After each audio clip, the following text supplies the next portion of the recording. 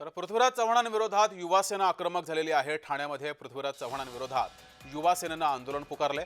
काँग्रेसची नेहमी हिंदू विरोधी भूमिका राहिलेली आहे असं युवा सेना प्रमुख ऋषिकेश माने यांनी म्हटलंय।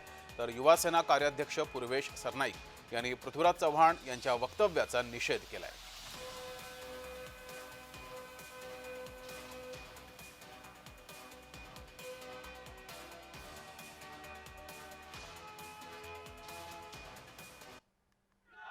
आज जर हिंदू आपल्या लाट्यांनी अन्यायाविरुद्ध लढत असेल तर त्याला आतंकवादी बोलणं हे कितपत योग्य आहे तुम्हीच काँग्रेसला विचारावं।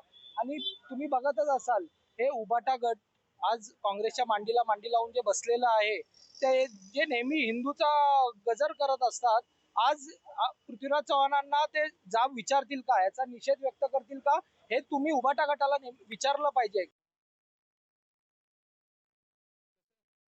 मुख्यमंत्री राहिलेले आहेत आणि अशा व्यक्तीने हिंदू धर्माबद्दल, सनातन धर्माबद्दल जर अशा काही वक्तव्य करत असतील तर निश्चितपणे ते चुकीचे आहे।